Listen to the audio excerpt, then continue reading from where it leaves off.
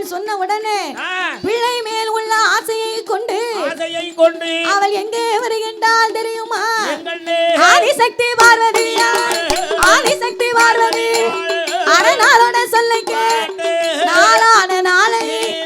நல்ல வெள்ளிக்கிழமை குளித்து வெள்ள நீரா போல வண்ண வட்டுடி கைலாச வாசலில வடக்கு கொட்ட ஓடி வந்து ஆயிரங்கள் மண்டபத்தில்